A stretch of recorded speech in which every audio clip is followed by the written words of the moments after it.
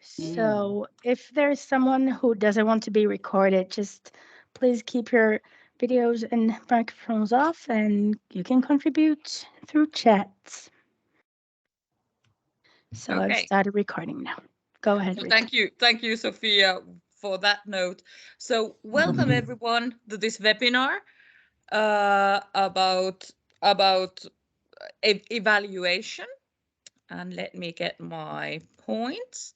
So my name is Riitta Matilainen, and I'm the chair of the European Gambling Harm Prevention Network. And we together, Sophia and I, you can see Sophia here on the camera, will be hosting this event. So this event is hosted by our network, and some of the guidelines for our webinar. So we ask you participants to keep the camera and microphone closed during the presentations. And you can raise your hand virtually to let us know if you want to contribute. You can also contribute to the discussion via chat. And as Sophia just mentioned, the webinar will be recorded. And if you do not wish to be recorded, please contribute via chat or just, as Sophia just said, so just keep your camera and microphone shut. Then your contribution will not be recorded.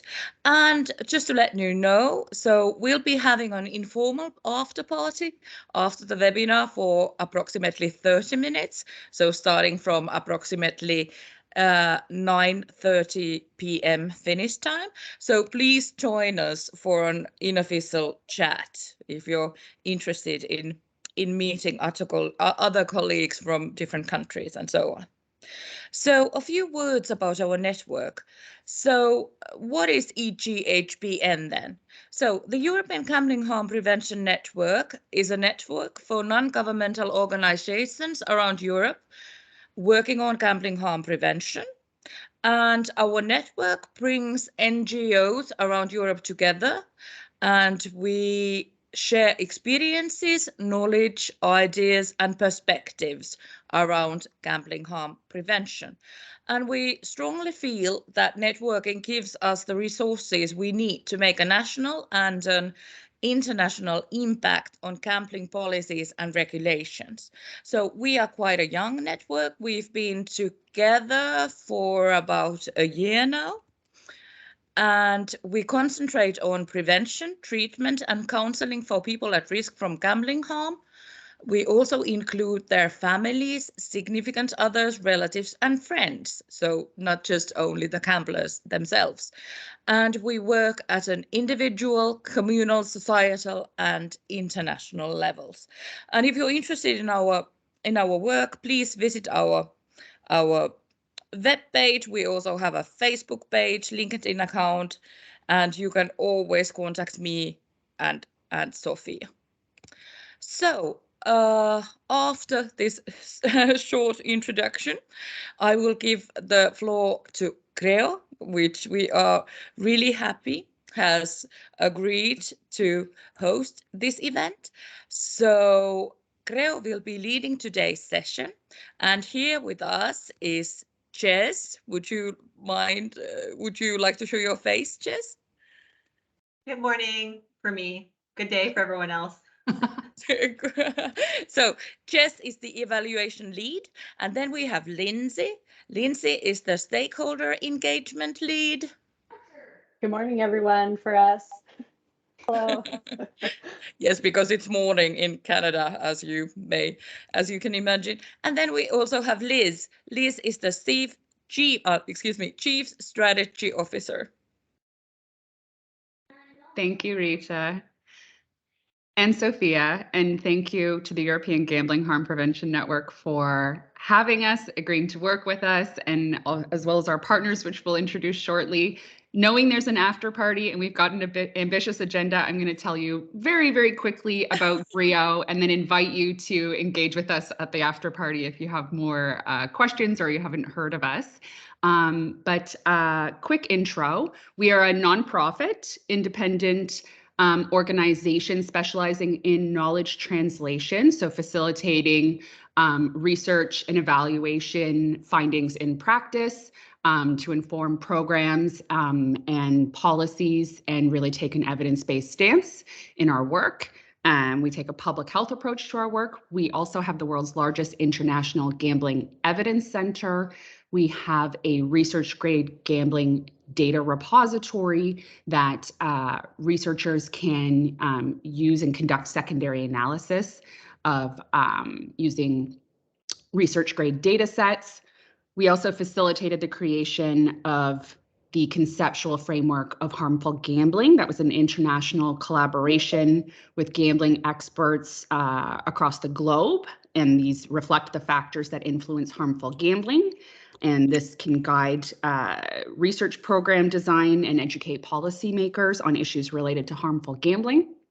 And then we provide and work with third sector charities, government, regulators, et cetera, all of the sort of non-governmental organizations working to take a public health approach to gambling and other related issues as we continue to grow. So that's just a short and sweet intro to Greo, and I'm going to toss it over to Lindsay, our stakeholder engagement lead, who will be facilitating today. Thanks, Liz. So, to give you a sense of where we're headed today, the objectives that are going to guide our discussion are to examine promising practices in evaluating safer gambling programs, policies, and practices through an international lens. We're going to explore safer gambling evaluation case studies with European safer gambling partners, and we're going to exchange insights and discuss challenges, facilitators, and opportunities to strengthen safer gambling evaluation practices. And to achieve those objectives, we're going to start with an overview of the importance of evaluation in a safer gambling context. We're going to hear 2 case studies profiling one recent and one current safer gambling evaluation project. And afterwards, our presenters are going to engage in a panel discussion to unpack opportunities to strengthen our use of evaluation as a tool to support safer gambling. And afterwards, as we've mentioned a couple times, we're going to have more of an informal discussion opportunity at our after party. So we're going to get as much content in here as we can, and we'll have lots of time to discuss and get to know each other after if you're able to stick around for that part.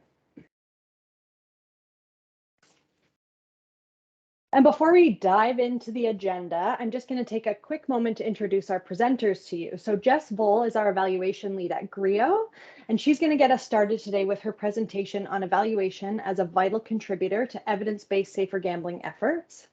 Following Jess, we have 3 team members from NatSen, Dr. Rosa Lau, Research Director, Crescenzo Pinto, Senior Researcher, and Joe Crawley, Researcher and Analyst, and they're going to be sharing their evaluation case study. Next, Christopher Hagstedt, who's the Business Area Manager and Responsible Gambling at Sustainable Interaction, will be sharing an evaluation case study from his organization. And then finally, Rita, who introduced herself earlier, will join Jess and Rosa and Christopher for a panel discussion. So that's where we're headed. And to get us rolling, I'm going to hand it over to Jess. Okay, great. I'm going to go ahead and share my slides. We'll make sure she's up and running. I know we had a bit of lagging internet this morning, so we'll see.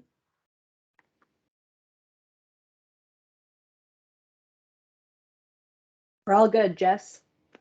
Okay, great.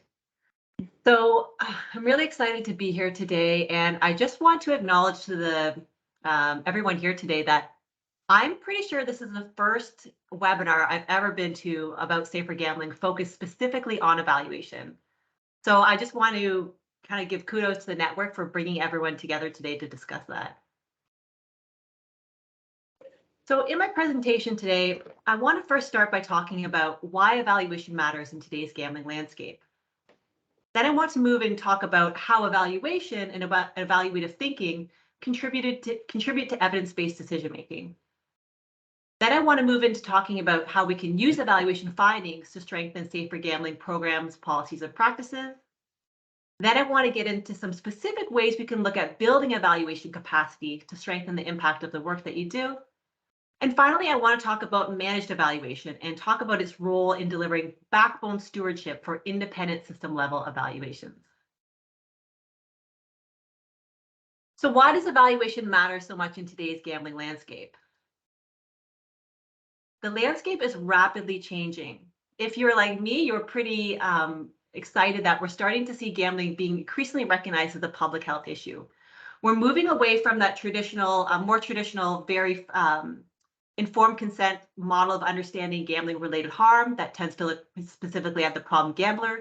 And we're understanding gambling as being a real complex social issue that's driven by multiple factors and has multiple consequences at a community and population level, not just problem gamblers. We all very well know that gambling products are rapidly expanding and can span jurisdictions. There are now more opportunities than ever to gamble, and the way in which we can gamble is very diverse.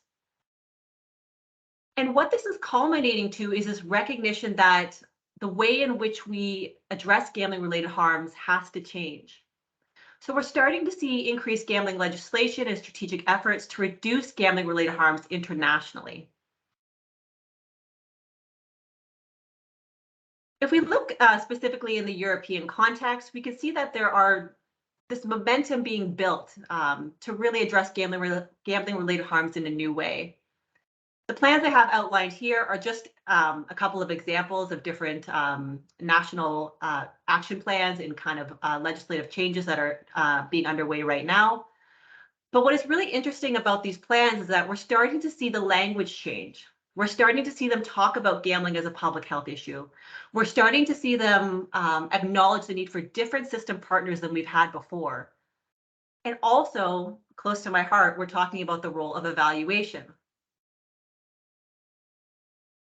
So how does this answer the question of why evaluation matters in today's gambling landscape? As our understanding of gambling changes and the gambling environment changes rapidly itself, so too does our need to intervene differently change. And as we work together differently and we have more innovative ways of addressing gambling-related harm, our evaluation efforts need to keep pace with that. When we look at some of these different action plans and legislative changes, we're seeing a couple of common features. And the first is that we're seeing efforts to increase measurement and understanding of gambling-related harms instead of just problem gambling.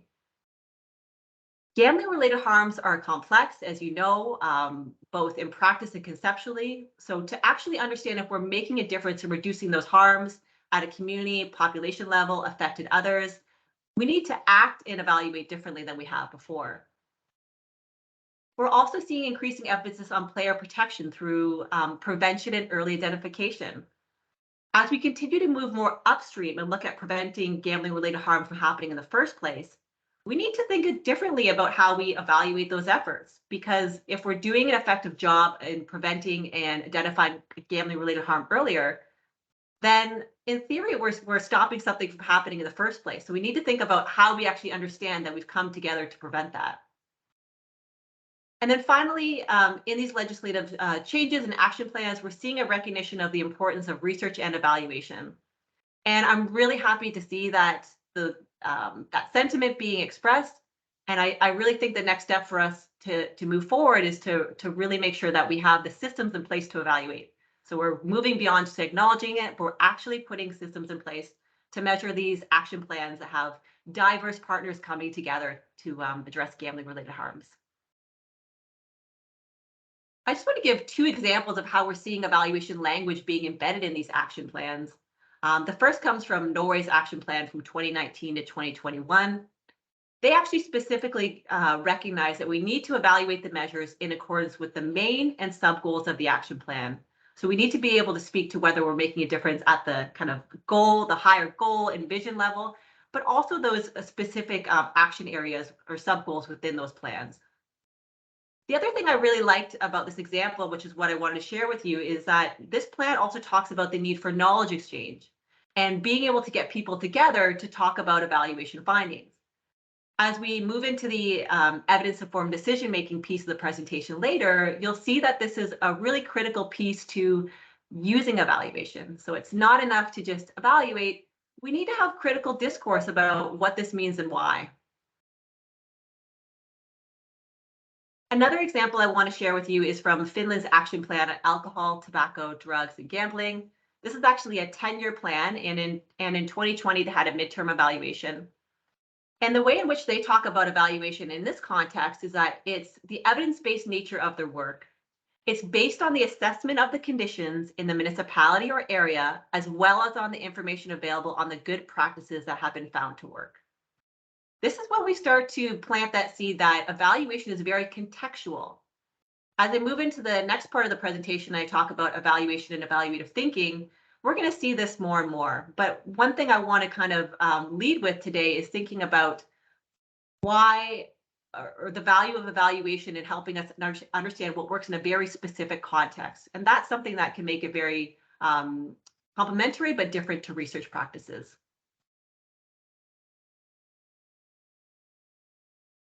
So how do evaluation and evaluative thinking contribute to evidence-based decision-making? So I know probably everyone here today, you are maybe treatment providers, policymakers, researchers, evidence-based or evidence-informed decision-making is at the heart of what you do. But I want to talk about it today more in the context of how evaluation completes that evidence-informed decision-making cycle. So evidence-informed decision-making means finding, using, and sharing evidence for what works in order to inform policy and practice. Evaluation is what closes that loop. So we gather the information that we have available to us, research, lived experience, clinical expertise, input from our stakeholders. We innovate and test ideas, but then we have to evaluate, understand what works here. And once we understand what works here, that contributes back to that evidence base. And that's that cycle. And that's why evaluation is critical to move theory into practice to determine what's effective and why in any given environment. A culture of evaluation thrives when both evaluation and evaluative thinking are woven into the fabric of how we do things around here. And I'm going to talk about evaluation and evaluative thinking as related but kind of distinct ways in supporting our evaluation capacity. So when you came to this webinar today about evaluation, chances are this is what you were thinking about. Evaluation activities are those specific strategies we use throughout a project's life to gather, analyze, and act on knowledge gain. So this would be your development of a program logic model or a theory of change. This would be developing and implementing a process evaluation or an outcome or impact evaluation. These tend to be a little bit more formal and usually the things that we think about when we're thinking about evaluation. And these are absolutely necessary, vital, and important. But there's also another way of thinking about this evaluation lens. And that's evaluative thinking. And evaluative thinking should be embedded in evaluation activities, but it can also kind of stand on its own 2 feet.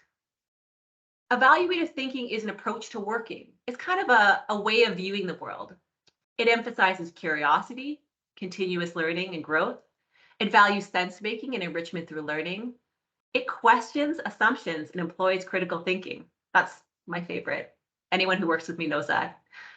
It both uses and contributes to the evidence base simultaneously. So again, if we think about that evidence-informed decision-making cycle I showed earlier, it's closing that loop. It's contributing back to that evidence base. Importantly, it seeks to improve, not prove. And I know that it's really difficult in some of our funding environments when we feel the pressure to have evaluation findings that support a program or policy to get more funding. But the reality is if we kind of close ourselves to that narrow view, we're not really able to strengthen our work to the extent possible. But saying that, I know that that's only possible or evident when no one is afraid of the outcomes or recommendations, when we're not attached to those results, but rather we see that as really useful information about how we can improve our work. When we look across different European evaluation associations, we see a couple common themes in terms of guiding principles to support good evaluation work or good evaluative thinking. The first is utility. This basically just means that the evaluation is useful, which in some ways, I mean, probably seems like common sense, but sometimes it's actually something that's not given a lot of thought. So the evaluation questions that we ask and need to answer should be giving us information that that decision maker is going to be able to actually use. You know, they're not just theoretical or interesting, they're applied and specific. Another guiding principle is competence. So evaluations should be conducted with the appropriate amount of rigor and credibility. We need to know that we can feel confident that this was a quality evaluation and thus the results are credible. There needs to be transparency, access and clear communication of purpose, method, results, and limitations. We should strive towards impartiality. We should take transparent actions to minimize or eliminate bias. You cannot always eliminate bias, particularly if you are doing an in-house evaluation within your organization. But you can take steps to minimize that, and part of that is being transparent about the whole process. And finally, proportionality, which is probably another one of my favorite principles. Proportionality is basically saying that we should design an evaluation in a way that makes sense for the type of information we need, the time frame available to us, the resources we have, the expertise, and the kind of information that we need to gather. So it's kind of like a way of saying, when we ask, you know, how should we design the evaluation? The answer kind of is, it depends. It depends on who's going to use it, why, what resources we have available, and then we make decisions based on that. And that's something that makes evaluation really flexible and accessible, is that it doesn't always need to be a really robust evaluation with considerable financial resources behind it. It can just be, it could be smaller if that's going to be a practical application for you. Hopefully, as I'm going through my presentation today, you are starting to nod your head that, you know, you can see the value in using evaluation findings to strengthen safer gambling programs, policies, and practices. When I'm speaking about programs, policies, and practices, by programs, I mean organizational interventions that are bounded to a specific population or need that is being fulfilled. So a good example of this would be like a cognitive behavioral therapy treatment program for problem gamblers. It's for a very specific group, and it's got probably a more specific entry point and exit point. We can also think of policies as large P or small p policies.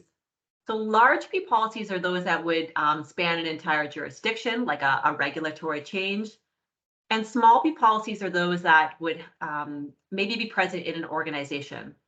But in both cases, we're thinking about interventions that impact a larger population than a very specific program. And finally, we can use evaluation findings to strengthen our practices, which is actually something I don't think we talk nearly enough about. And this is kind of getting back to what I mentioned earlier about that evaluative thinking.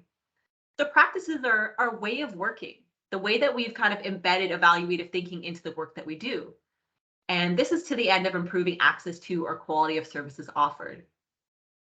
Now we have two really great case studies after my presentation that have both an evaluation of a program as well as a policy. So I'm not going to speak to those. I'm going to let our great presenters do that work.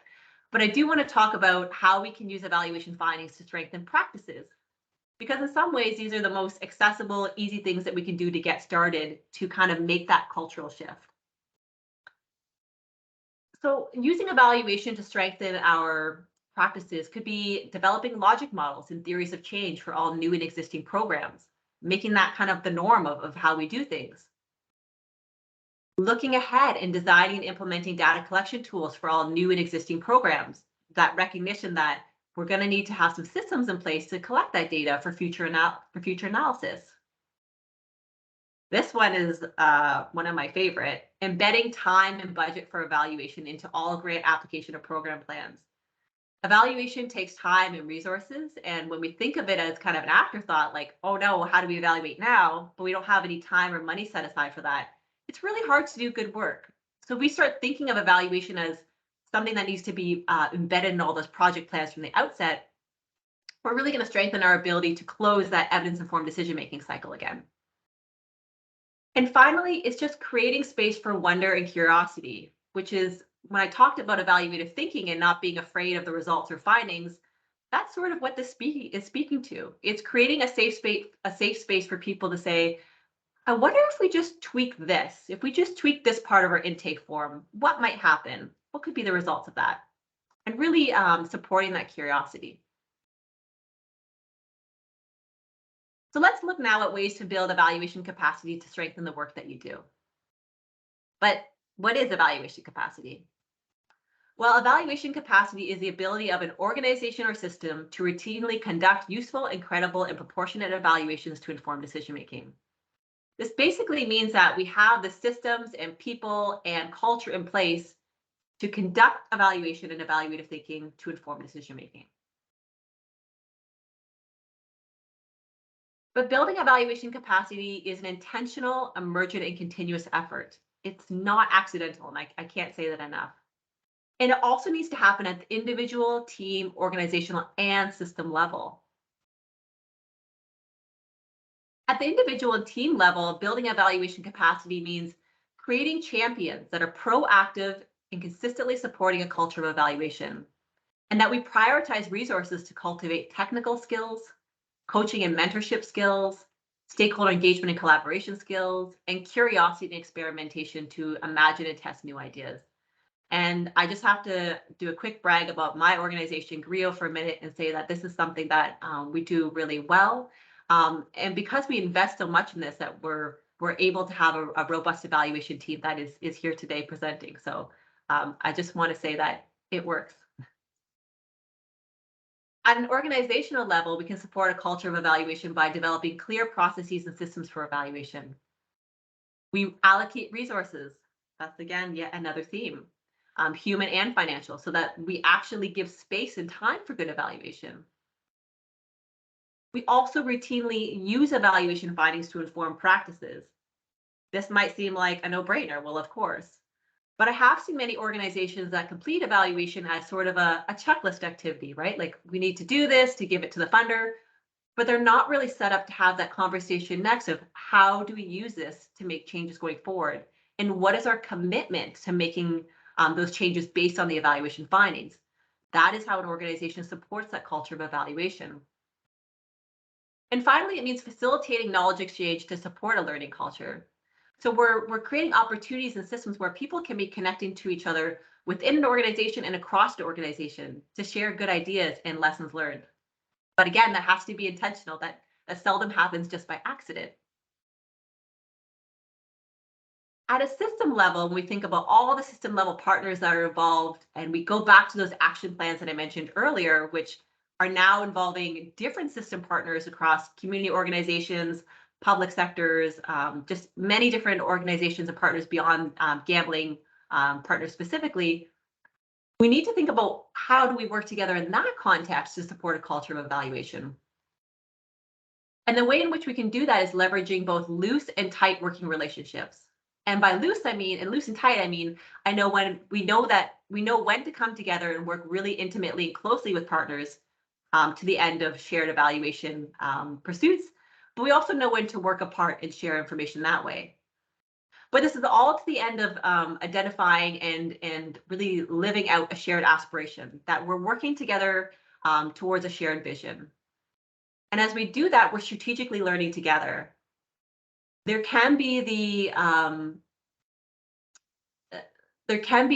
desire sometimes to hold evaluation findings really closely within an organization and not share those across partners, perhaps because of fear of what those results are, or whatever it might be. But when we do that, we're not really building evaluation capacity across the system, because we need that information to travel across the system to deliver better interventions for the entire population.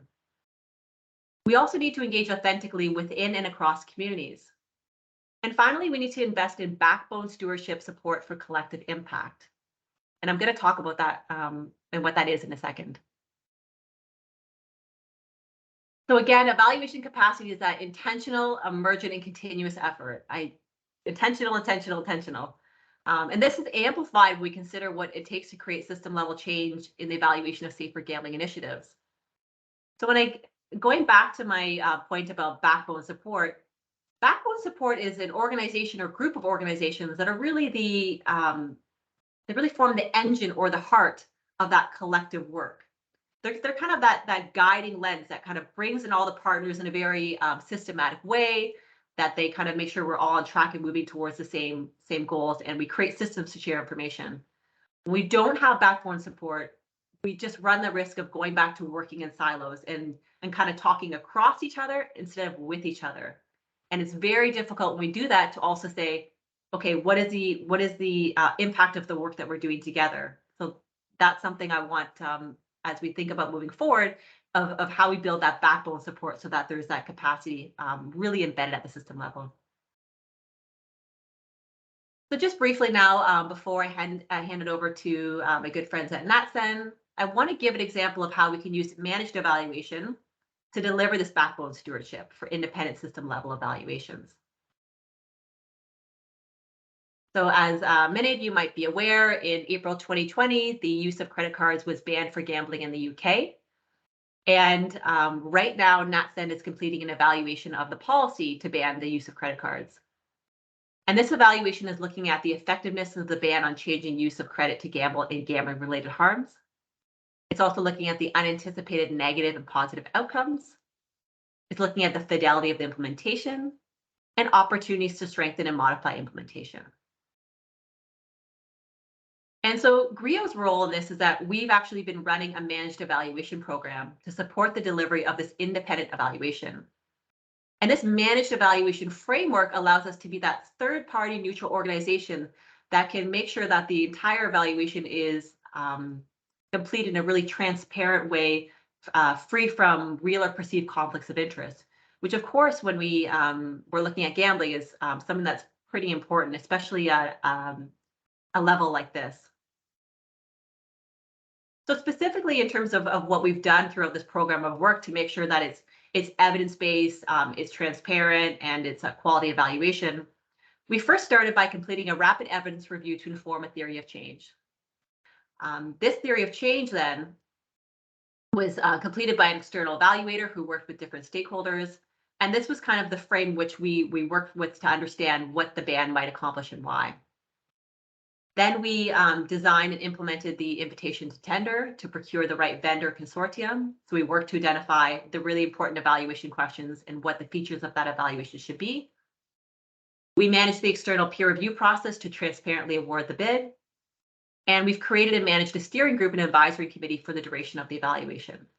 And all of this is to the end of really contributing to building evaluation capacity at the system level for this independent evaluation of policy changes or areas in which we want to make sure that we're having very clear and transparent third-party evaluation. So that is my perfect segue. I'm going to actually hand it over to Dr. Rosa Lau, Crescenzo Pinto, and Joe Crowley from NatSen. And they're actually going to talk about the work that they're doing as part of this credit card ban evaluation. Thank you very much, Jess. Crescenzo, do you mind bringing our slides up, please? Sure. So yeah, so while Crescenzo do that, yeah, just want to say a big thank you, Greo and European Gambling Harm Prevention Network for inviting us to this webinar. So my name is Rose Lau, I'm Research Director at NatSen. I have a public health background and also a research background. So I'm a strong believer in evidence-informed practice and policy. So we're very excited to be here today to present our ongoing work as one of the case studies. So myself, Joe, and Crescenzo will be spending the next 15 minutes or so talking about the credit card ban evaluation, a project we've been working with Greo, and really mainly to focus on the approach we use to deliver this evaluation. Can you go to the next slide, please, Crescenzo? Thank you. Yeah, so just a bit of outline for this presentation. So we'll give you a brief introduction to NatSen, especially those who haven't heard about us, and then a bit of context about the credit card ban, which actually Jess already covered quite a bit of that, and then really set out the evaluation aims and in terms of what we want to achieve in this evaluation. And then moving on to the approach that we're taking, and then go into a little bit more detail about the various work strands that we're delivering, and then hopefully end the presentation with a bit of our own reflections. And the next one, please. So for those who haven't really heard of NatSen, we are Britain's largest social research organisation with, I think, just over 250 staff. So Joe Crescenzo and I sort of work in the health policy team. And gambling, of course, is one of our key thematic areas. So apart from the credit card ban evaluation, we are also currently involved in a project looking at exploring online patterns of play to better understand the online gambling market. And then we also done a piece of work around treatment support and needs and also gaps analysis. And then we also done work in other areas of health as well. So we've got experience in delivering evaluation, mainly using mixed method, both quantitative and qualitative, both policy and service evaluations.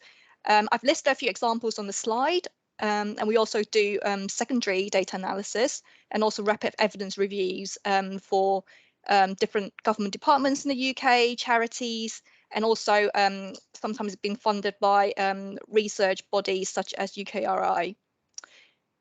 So that's a little bit about NatSen and what we do. Next slide, please.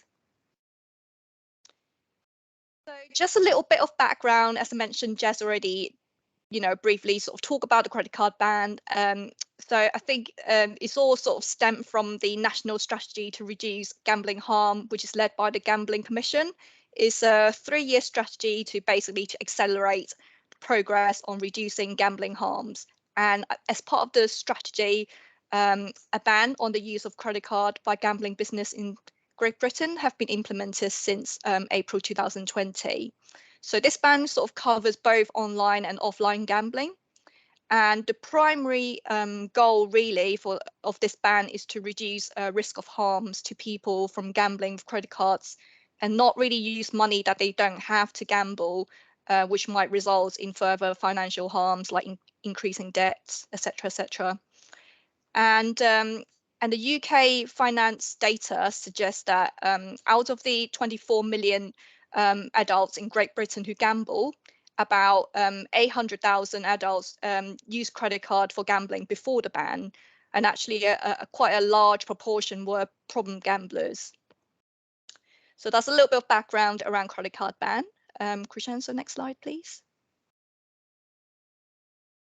So what are we planning to achieve in this evaluation? So this is a process and also outcome evaluation. And at the start of the project, we sort of set out some key aims. And the theory of change that Jez and her team developed was really, really helpful. So first of all, we want to examine how far the ban has been implemented as intended, what went well and what didn't go so well. So that is the process element of the evaluation.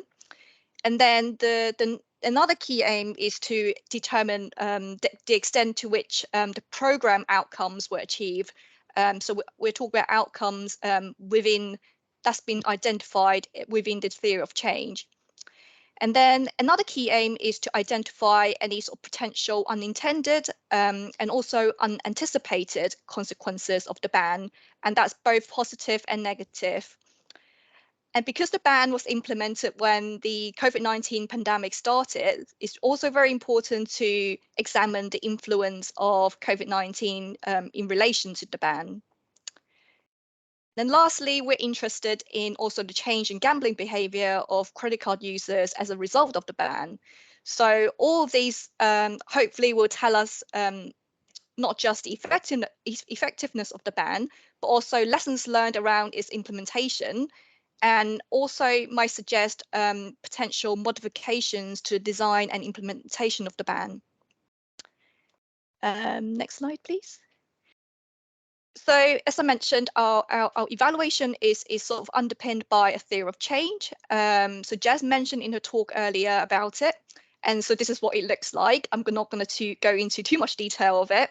So it's just a systematic way for thinking, how a given intervention, in this case, the credit card ban, intends to achieve its expected or desirable impacts. And it sort of defines the longer term outcomes, but also the shorter term outcomes.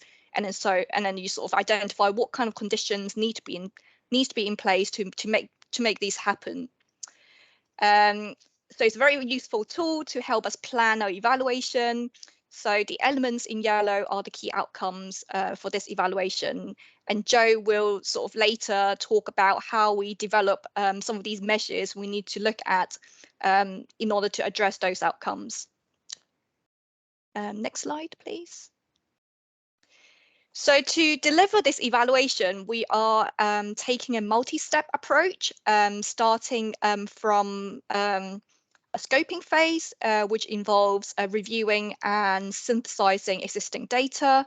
So, for example, Gambling Commission is monitoring the implementation of the ban through getting data from gambling operators and financial institutions, and also through their online tracker survey data.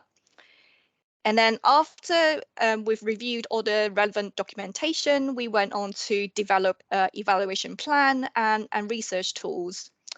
And as I said before, there are quantitative and also qualitative elements to this evaluation, which Joe and Crescenzo will talk about. And then as the final step, we sort of bring all the data, all the primary and secondary data sources together and synthesize those, and as Jess said, try to make sense of all the data that we've got in order to make an informed decision about some of our objectives. And all the information will be synthesized in a report, and the aim is to produce key findings and also a number of recommendations. And what also to mention that we are working with Greo, and also we have input from them, obviously, but also the steering group and the advisory committee. And next slide, please. So yeah, I'm going to now hand over to Joe to talk about the survey data. Hello, everyone. Thank you, Rosa. So, as Rosa mentioned, one element of the data we're collecting for this is quantitative information, which is coming from a survey.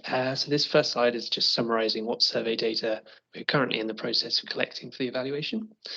It comes from an existing survey called the Online Tracker Survey, which is run quarterly by the Gambling Commission, and it measures gambling in the UK.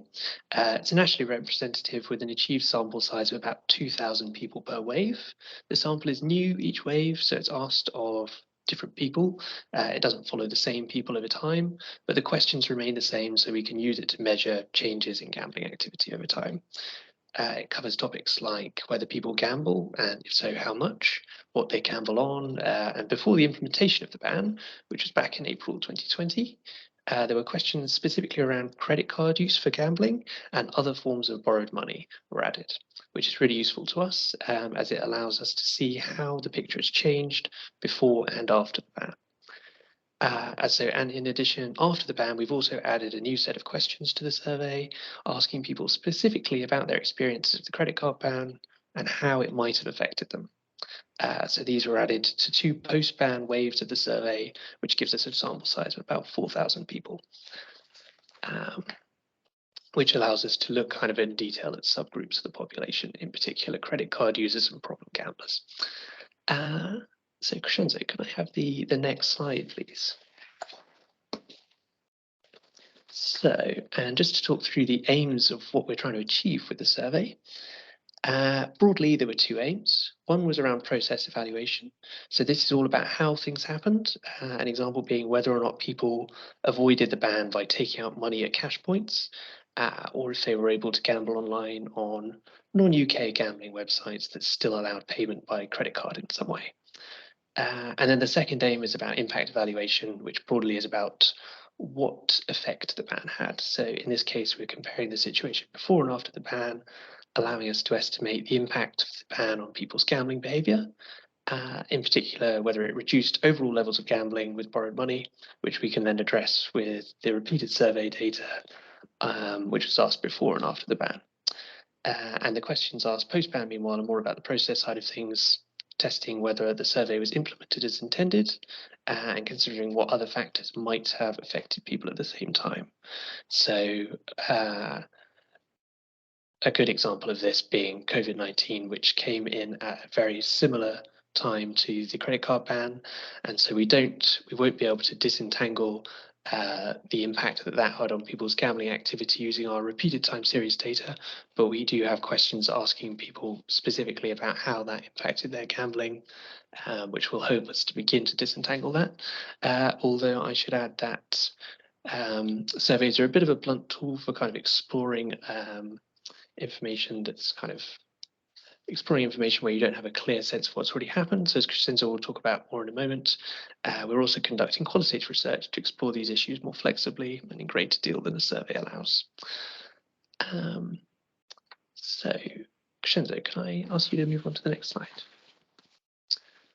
And so this slide is just summarizing the broad survey topics and the theory of change areas which we're asking about. On the left-hand side of it, you have the data we're collecting, and on the right-hand side, the part of the theory of change it links to. All of this is designed to hang off the theory of change, which Rosa showed you earlier, so that we could evaluate how far each element of the theory of change held up in practice. We've not put up every element of the theory of change here. It would take a long time to talk through every part of it. So on the first survey measure we're collecting, that is whether or not people have used a credit card to gamble, both pre and post ban, that was asked. And on the right, the element of the theory of change being addressed is simply whether or not the ban has been effectively implemented. So that is where people actually prevented from using credit cards to gamble with, outside of a couple of very specific situations where it might still be possible, even with the stipulations of the ban. So then next we just have the proportion of people gambling with other forms of borrowed money. This data was collected pre and post ban again, and in combination with data on credit card use will allow us to identify whether overall borrowing levels in gambling fell, and in particular how they changed among people who gamble more heavily, a key group that the ban was aiming to protect by reducing their use of borrowed money. So in addition, there are questions around whether people borrowed more money than they can afford. So we have a sense of how sustainable people's use of borrowed money is pre and post ban. And so that'll allow us to measure the theory of change elements about achieving a reduction in the use of credit and other borrowed money by debt risk gamblers. And then the other one that we have here is reduction in gambling related debt resulting in bankruptcy, which we don't have direct survey data on, but we'll be able to infer to hopefully from our data around kind of accumulation of debt by gamblers. So then we have the overall frequency and intensity of gambling, which links to the outcome from the theory of change. Increased friction results in a pause in gambling or greater self-reflection and change patterns in gambling. So here the key measure is probably the overall level of problem gambling people that we observe in the population, both before and after the ban, although we're also asking people direct attitudinal questions about whether the ban on credit card use produced a change in their thinking more widely about how they borrow money to gamble with. And then finally, the last outcome in the list, which the ban was intended to achieve, was adding impetus to the practice and perceptions of safer gambling support provided by gambling operators, and an increased awareness of credit-related gambling harms, leading to more responsible play and take-up of safer gambling tools and self-exclusion. So to measure these, in part, we will be relying on the frequency and intensity of people's gambling, but also on a range of survey questions asking people about the extent to which they were aware of and used safer gambling tools. So for example, whether or not they have made use of a self-exclusion function on online gambling websites, again comparing the levels pre and post ban. So hopefully that will give you a sense of how the survey data will be used and how it will be employed to test the different elements of the theory of change, allowing us to build up a complete picture of both how the credit card ban has functioned, but also what impact it has had on people's gambling behaviour. And next slide, please, Crescenzo.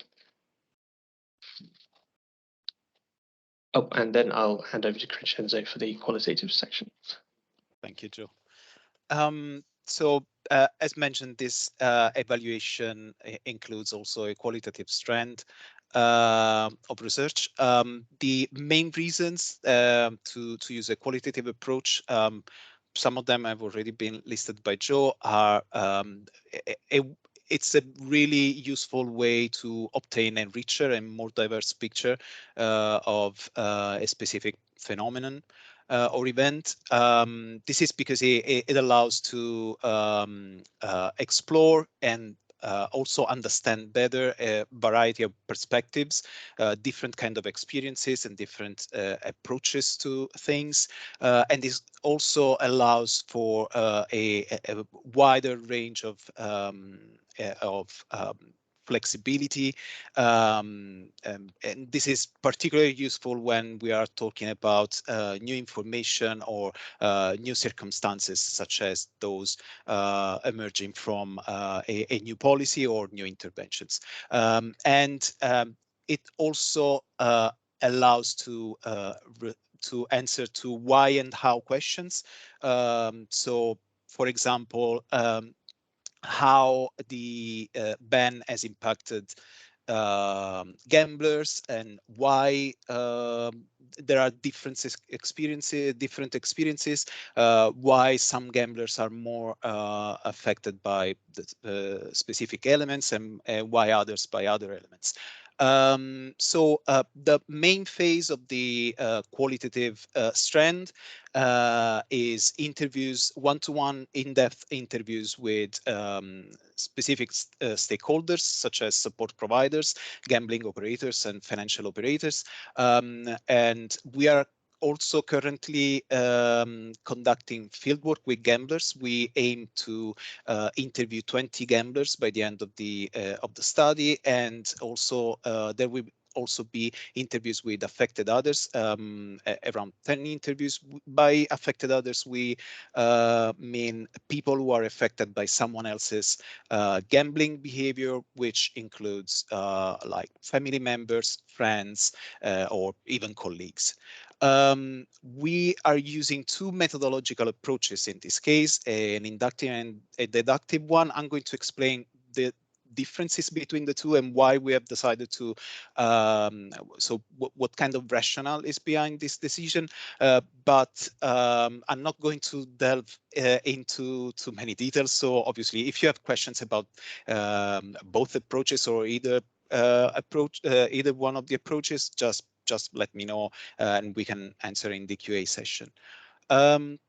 So with regard to the inductive approach, we are going to use this approach with all participants. So it's going to be used in all interviews.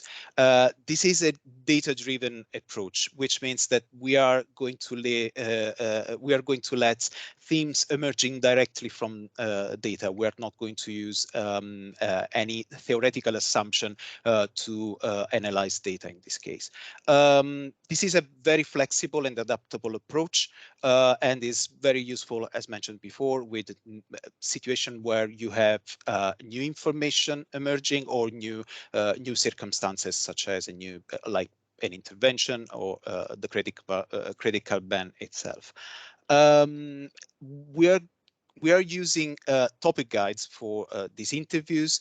These topic guides are essentially a list of topics that our researchers are using to as a prompt for open questions. The construction of the topic guide was guided by the theory of change and by research questions. This is also because we want to use qualitative data to test the assumptions of the theory of change, and we want to be sure that the data we are collecting can be used to respond to the research questions. So that's why we use them as a guide for the topic guides. Topic guides have also been tailored to participants' characteristics, which means that we have a topic guide for gamblers, one for affected others, one for support providers, and so on. In terms of analysis, we are going to use thematic analysis here. This is going to help us in identifying patterns and emerging themes, but it's also going to be very useful in understanding and exploring the impact and the consequences of the credit card ban, intended and unintended, and positive and negative consequences. The whole topic guide is structured in a way that at any point consequences can emerge, basically. with regard to the deductive approach, this is going to be used only with gamblers. It is a theory-informed approach. So as the main purpose is testing the existing theoretical assumptions against fieldwork data.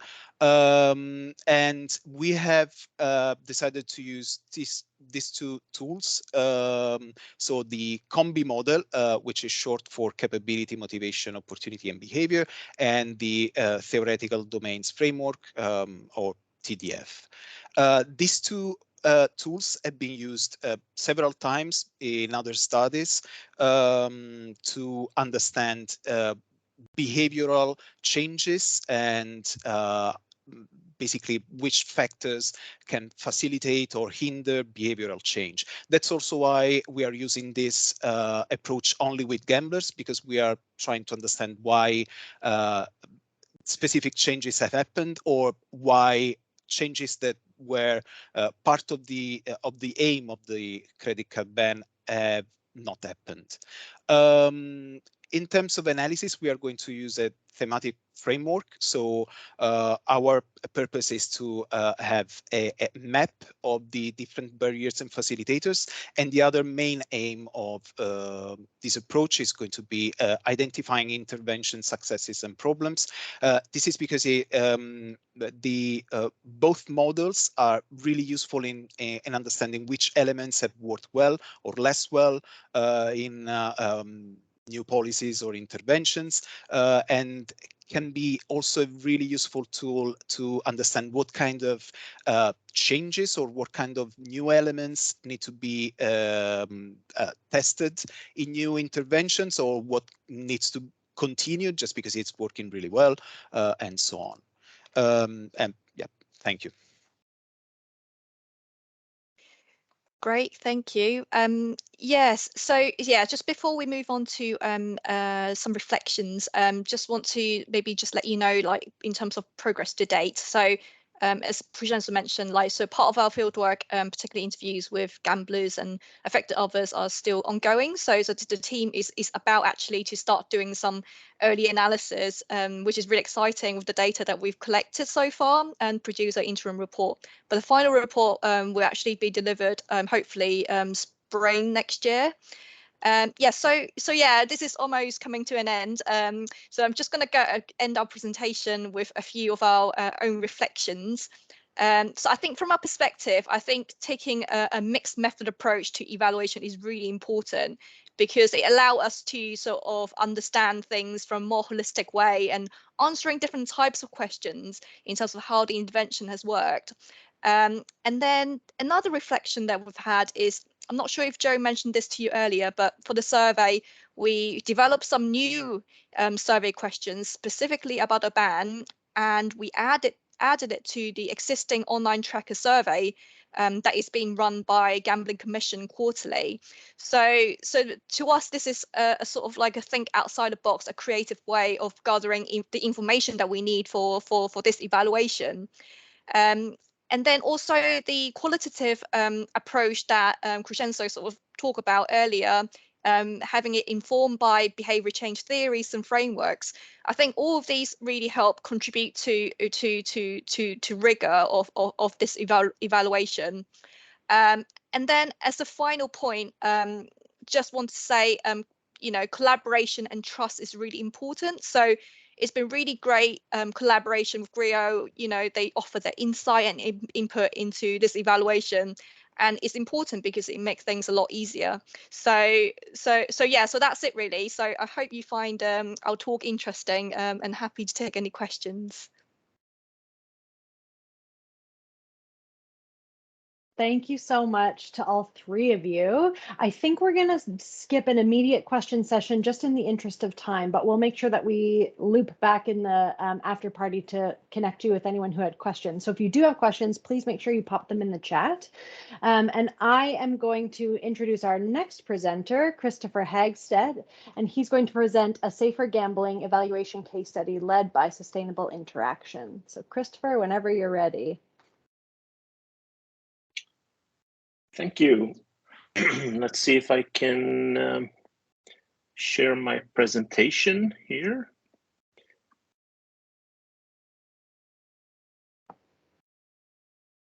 Okay. I hope you see it in full screen now. So my name is Christopher Hagstedt. I work at a Swedish organization company called Sustainable Interaction.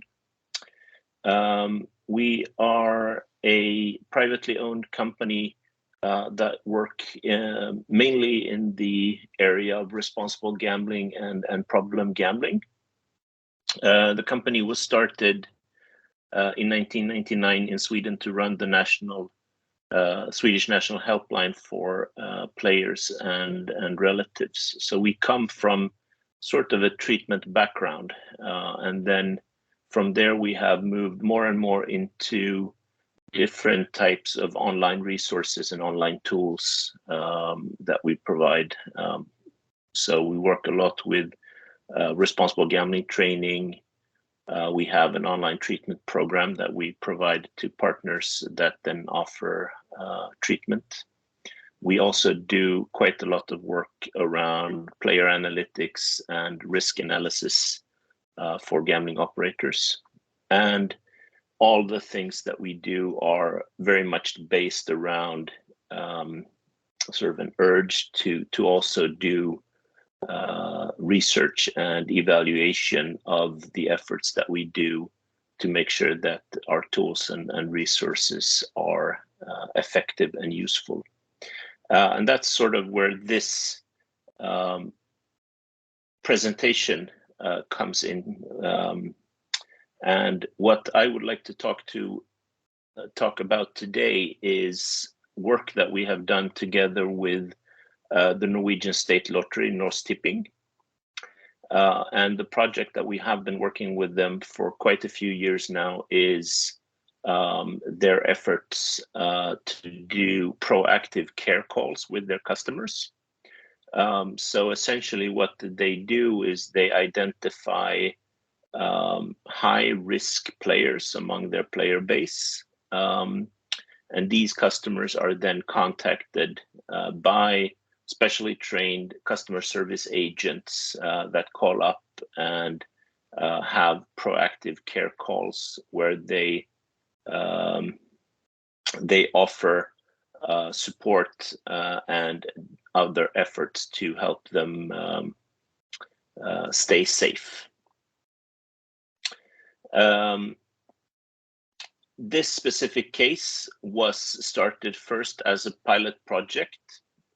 So it had a trial period where they ran it with a smaller selected group of players. I think it was 180 players in the first pilot project, just to evaluate if it was at all a successful method and if players were at all interested in communicating with the gambling company in this way.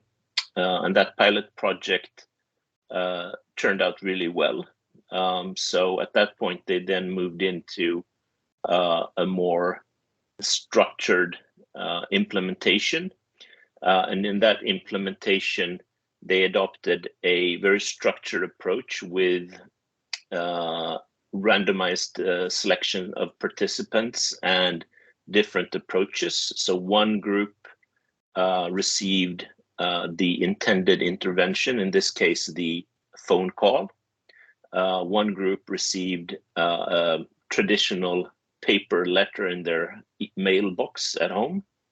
And the third group did not receive any intervention at all.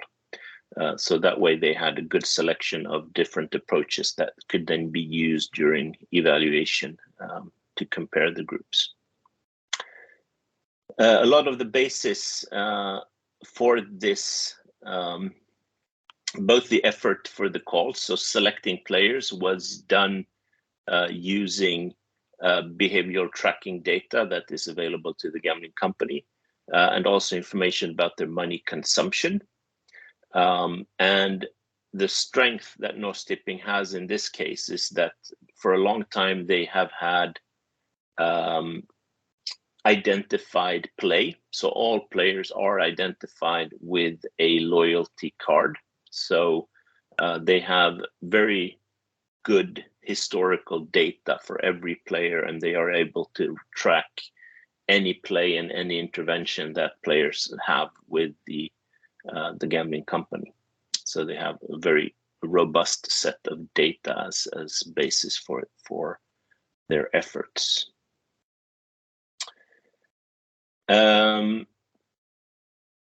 just moving into sort of things that we typically consider to be keys to a successful evaluation, and I think this is sort of the basis of being able to sort of move on to do the design of the evaluation and the efforts themselves. So having clear definitions of what metrics and measurables that you want to have and that you want to be able to follow up on is really important. And based on those metrics and measurables, also defining what success criteria you would like to include. So how do you sort of define a successful outcome of the efforts that you have? And how do you translate those success criteria to clear and easy to use metrics and measurables? And once you've defined what metrics and what success criteria you would like to have, then you need to have a plan how to collect relevant data to be able to follow up against those criteria in a structured way. And I think Jess, she touched on this previously, that it's always good to have sort of a proportional approach to the evaluation, so that maybe you don't start off by doing a massive evaluation effort for every responsible gambling or safe play effort that you do, but you can adopt a low level strategy, and then based on the outcome of these low level evaluations, you can then move to more complex analysis and efforts to see long-term effects or impacts that the efforts that you take have. And to be able to do that in a good way, to be able to have this sort of step-by-step approach to evaluation, then sort of that falls back on having defined your metrics and measurables in a way that can provide this scalability in your follow-up. So having really defined good data collection strategies at the get-go, so that you can really then grow into your evaluation efforts as you go along is really important.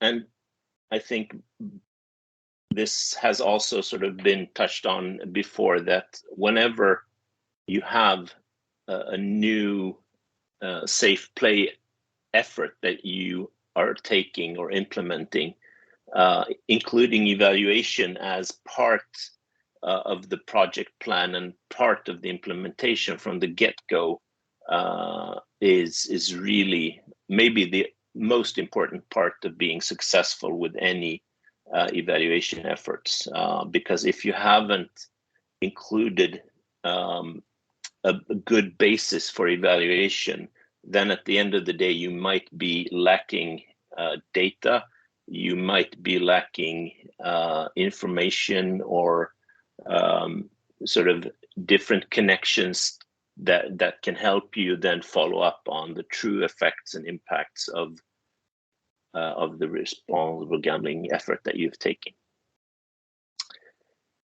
And lastly, having both a short-term and long-term approach to defining what success and what measurables that you would like to do. So not just picking off the low-hanging fruit, but also thinking a little bit more long-term. What might we want to be able to follow up on further down the road.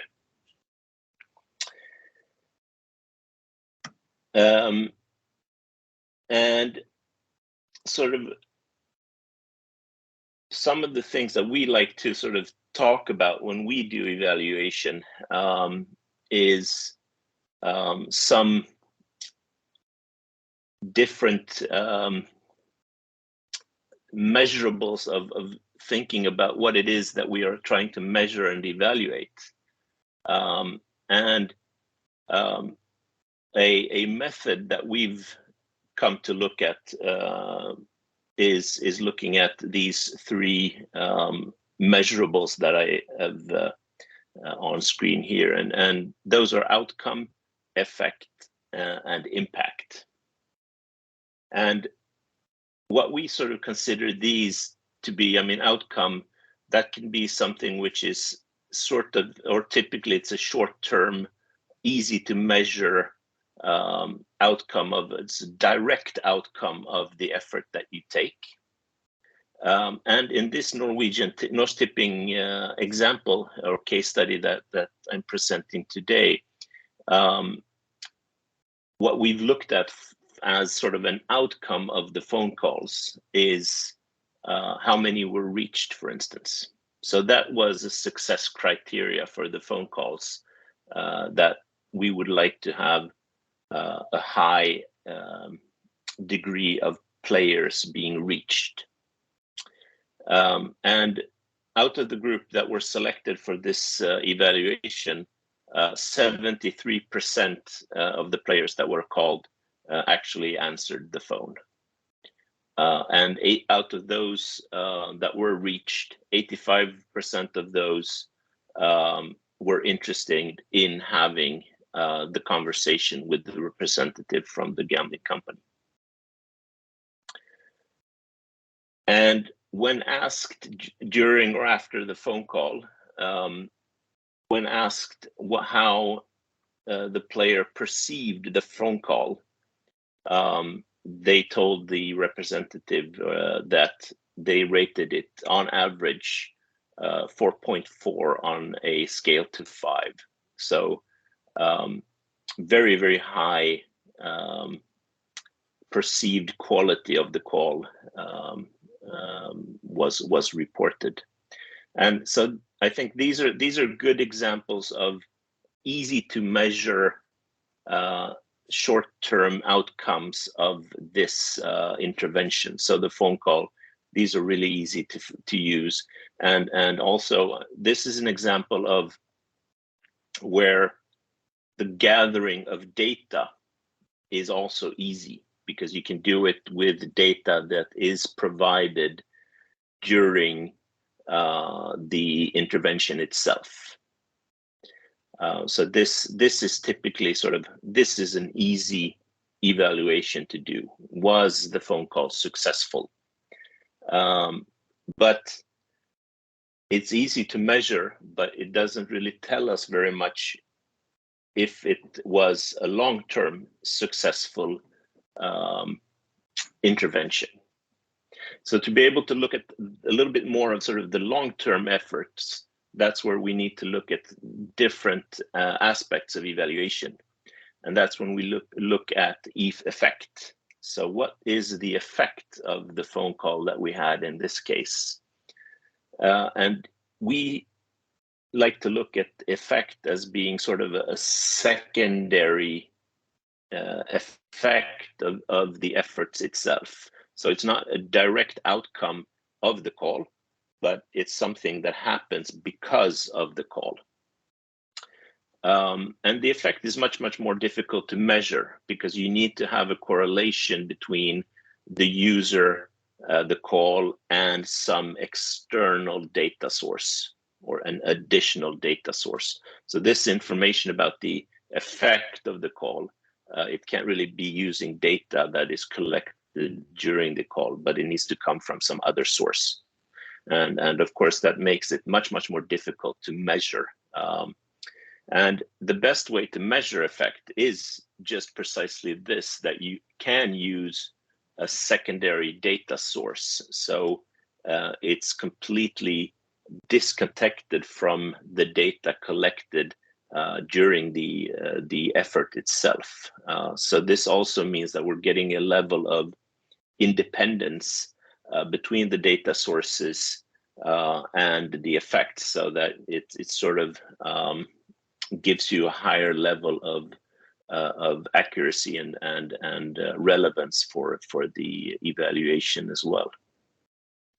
And in this Norwegian nose tipping example, effects that we saw that we think is a good example of how this can be measured is that roughly 24% of the people that or the players that had engaged in the call lowered their limits as a result of the phone call. Another thing that also happened was that about 5% of the players contacted chose to self-exclaim Norwegian nose tipping following the phone calls. So those were very, very clear and distinct effects of the outcomes. Now, the third thing that we like to look at is impact.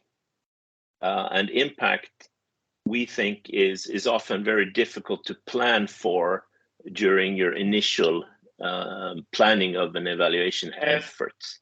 And this then often comes back to having designed a robust data gathering effort so that you can grow your evaluation efforts, and you can grow in which direction you start looking for impact, because the impact is often difficult to predict what it might be.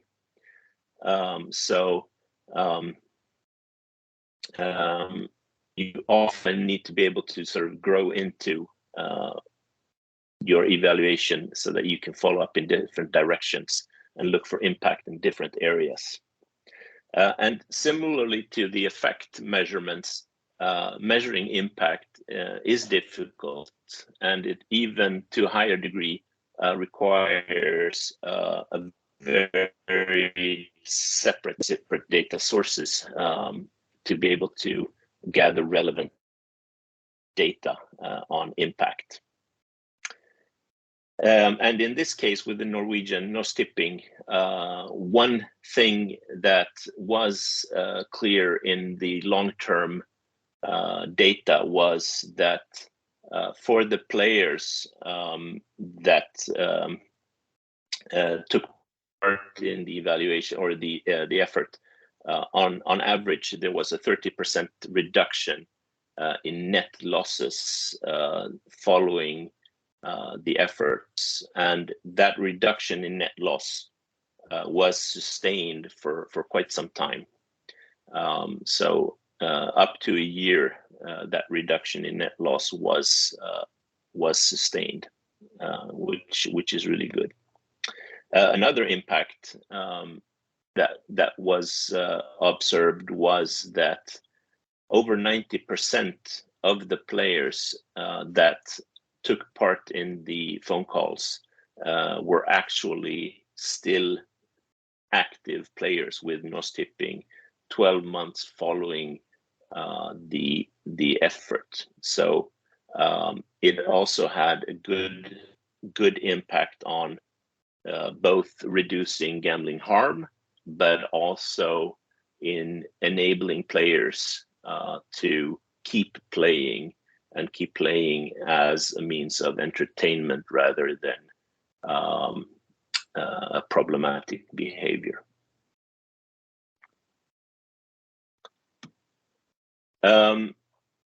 So why do we think that this Norwegian nose tipping project was a good example of strategies for evaluation?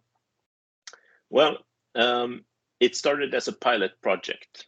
So it started in small scale to develop a robust method and a robust evaluation criteria. and then it grew from there into a project that is now part of their ongoing day-to-day operations. As I mentioned in the previous slide, it had several layers of success criteria, both short-term and long-term measurables. It relied on very robust data sources, so actual gambling consumption, actual changes made by players, and it looked at it for a long sustained period of time. So they did follow up on an individual basis for the players during 1 year following the effort.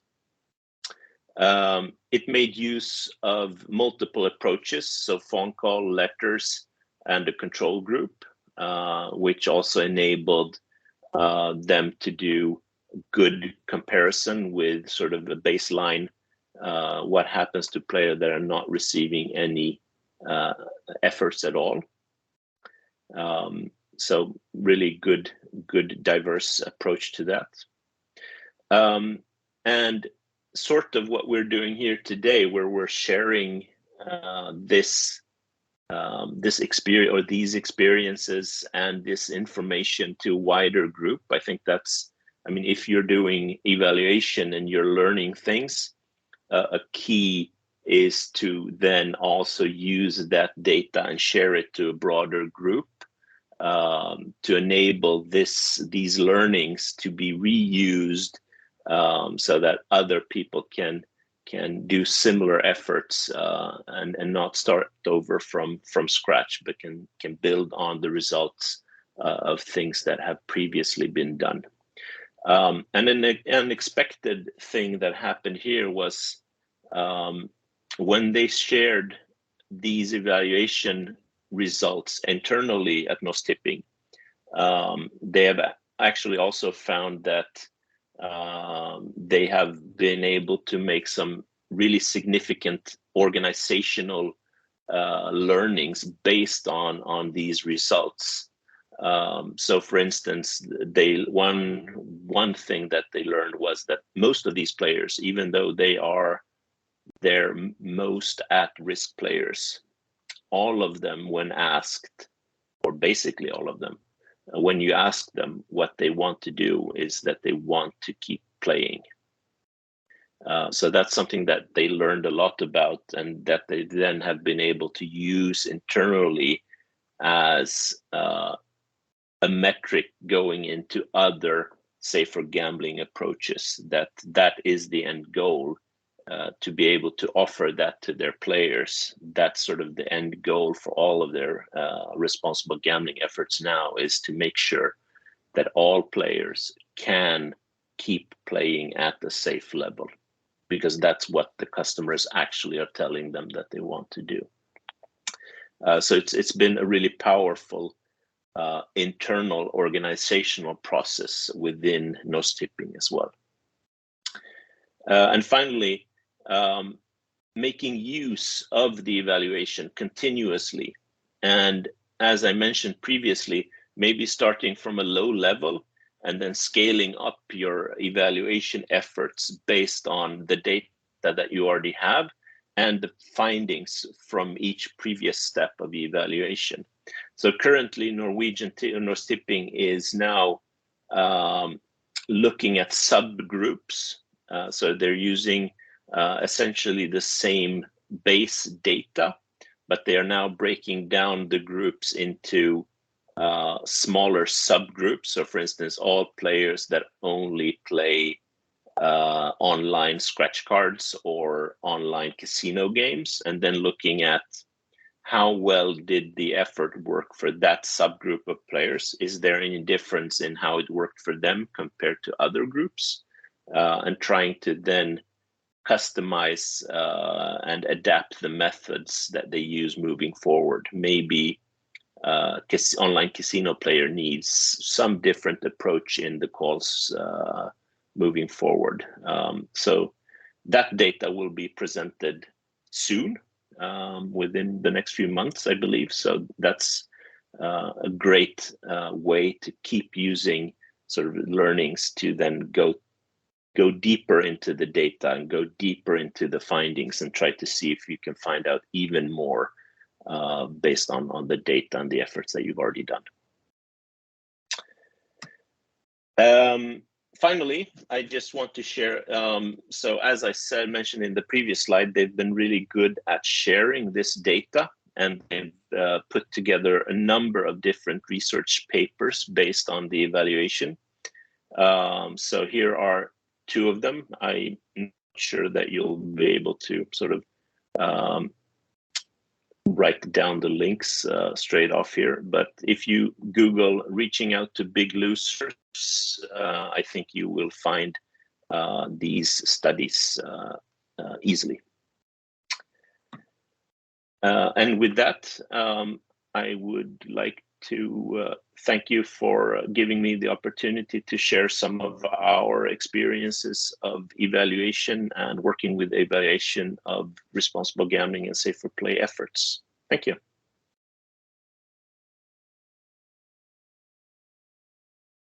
Thank you so much, Christopher. I think we're going to take a couple of minutes now. There are some questions in the chat. We will follow up with our panelists, or sorry, our presenters from both case studies. And then Sophia, I think, is going to reach out to all of you with a quick little survey to see what your feelings are around engaging in a panel discussion in the context of the after party that we've set aside. And so we'll make some decisions about that in a moment. But I'm just going to go into the chat here.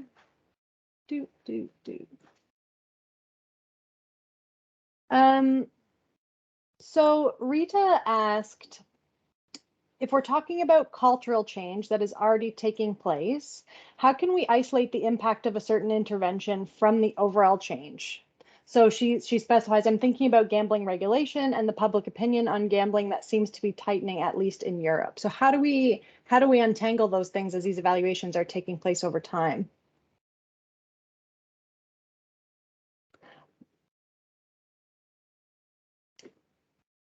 If I can answer, I think one thing that we've been trying to do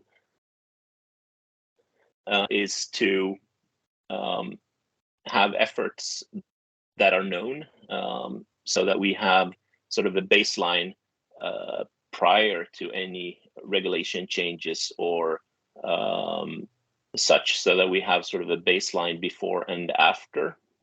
So for instance, one thing that we've been looking at in Sweden is the use of the SGA self-test buttons. So all Swedish licensed operators need to have a self-assessment test button at the top of each, or always visible at the top of the page on their gambling sites.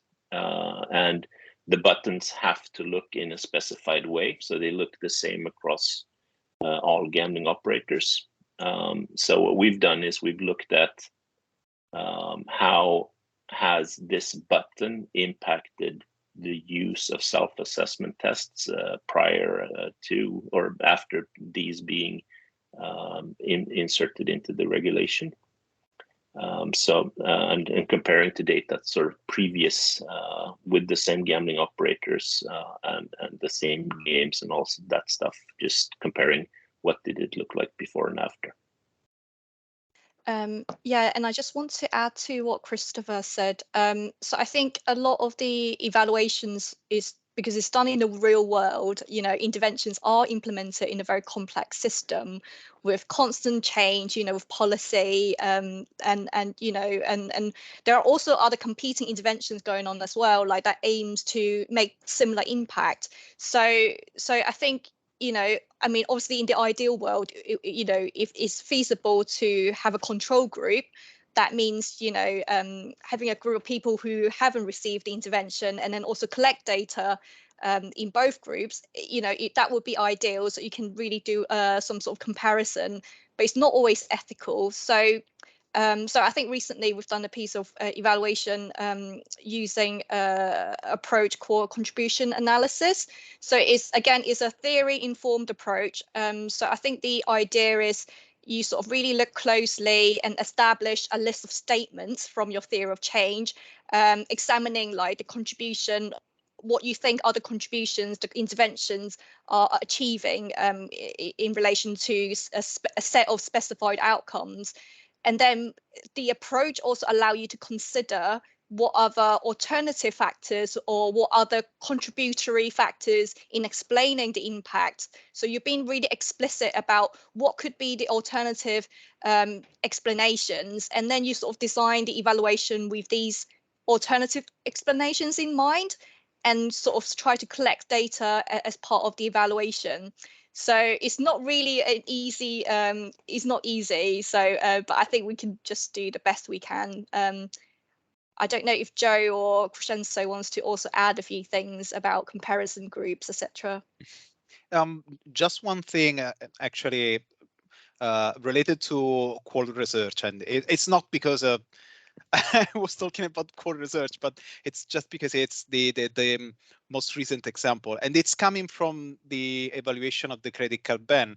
Obviously, the field work is still ongoing, so we don't know what's going to happen. But I just thought about something that happened during an interview.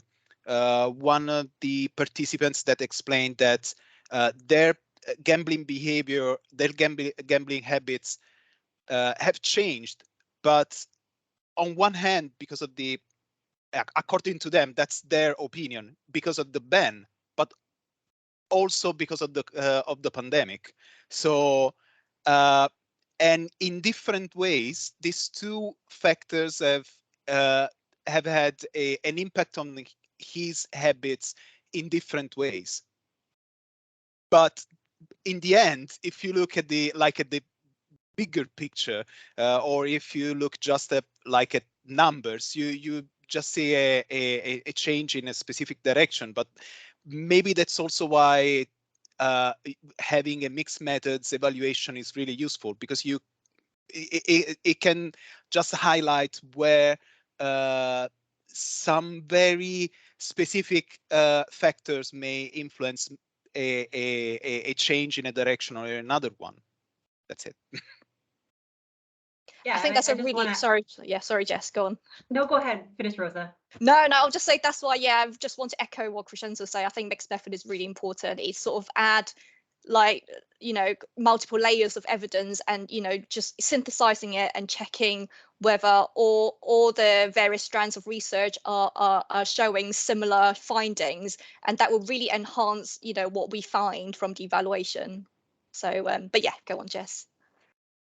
Yeah, I mean, just sort of building on what everyone's saying, I think too, sometimes just making sure that we're having that perspective shift, that because these are happening in real, real dynamic situations, social situations, nothing ever happens completely in isolation, right? Like, obviously, when we're looking at a program or policy, we would like to say that this was a finite piece of work that contributed to this, but sometimes if we just open our perspective a little bit to saying, how is this interacting with other elements in the environment to have that kind of additive effect, that can come sometimes kind of release that tension. And, through that kind of mixed method approach, you can tease that out. But sometimes just not being worried about knowing absolutely exactly what this program did without any other considerations, but opening ourselves up to saying, how is it interacting with other changes in the environment? Because ultimately that's where it's taking place. It's, it's not taking place in a lab, right? Great. Thank you to all of you. If audience members have other questions that are specific to the panel, please pop them in the chat, I think. We are trying to make the best use of the time we have remaining together. You'll notice that Sophia has put a brief survey. It probably popped up on your screens, or also it's in the chat, but it seems like most of you are available to stick around for the duration of the after party, and we're probably going to use that time to have a bit of a panel discussion. And then I think some of our members will have to leave, but if people have specific questions, we're happy to help facilitate getting you answers to those questions as we go. So I'm going to take a moment. I'm just going to share my screen once again to pivot us to our panel discussion. And so Jess and Christopher and Rita, and Rosa are all going to weigh in on, we're going to hit at least one question and have a chat about it. And again, if as things come up for you in the audience, please feel free to pop things in the chat and we will moderate that discussion as we go. So our first panel question for the four of you. What are the strategies you use or are aware of to translate evaluation findings into relevant policy, program, or practice changes? So how do we close that loop? How do we take what we've learned either from our own evaluation or from the evaluation work of others and actually embed it into the work that we're doing? Jess, I'm wondering if you wouldn't mind starting us off for this one? Yeah, sure. I'm maybe at the risk of sounding repetitive because it's a big passion piece of mine, is that culture of evaluation. So for example, just as our team was preparing for this webinar today and thinking about like what evidence would be useful for this context, we did a scan of evaluations in European safer gambling context to kind of understand what is being done, what are some of the strengths, what are some of the limitations. And then we use that to facilitate a dialogue among us and try to understand, you know, what are we seeing is taking place right now in the environment? What are some opportunities moving forward? And then it was really that conversation of what might work in this context, which of course we're not experts on, but it's really just opening that conversation. And that's where evaluation and knowledge mobilization are like best friends. They should go hand in hand. So it's that evaluation and evaluative thinking to understand what might work where. And that knowledge mobilization is understanding the complex factors that are needed or, you know, influence whether evidence can actually be implemented in any given context. So yeah, I think for me, that's one of the big ones, because once you have that kind of culture, all your activities kind of stem from that. And because we really have that ability to have those dialogues, I think we're more effective at moving evidence into practice when the opportunities arise. Thanks, Jess. Rosa, do you have anything to add? I think I just saw you unmute there for a second. Oh, sorry. No, it's all good. Cool. Yeah, I mean, I just totally agree with what Jess said about, you know, creating a culture of evaluation. So I think from our perspective as researchers and the evaluator, I think our key goal or our key aim is to provide you with the evidence base to help inform your decisions on policy and service development or, you know, commissioning. I guess like before joining NatCen, you know, I was working for local government. And I was, you know, responsible for also running evaluations of our public health initiatives. So like how we, in terms, I wouldn't even call it a strategy, to be honest. But it's just making sure, like, you know, like Jess said about like closing up the loop, you know, making sure that, you know, all the evaluation findings or feed into whatever that you're about to commission or to help inform, you know, a business case or something to either make a decision whether to continue commissioning services or to create or to develop a new service. So just really backing up with evidence to demonstrate that the program has shown impact and there's a value of doing it. And yeah, and also I think sometimes the language, you know, the word evaluation sounds really complex and people get, you know, a bit intimidated. So maybe, you know, you can try to do evaluation at very different levels, like Christopher sort of referred to in his presentation.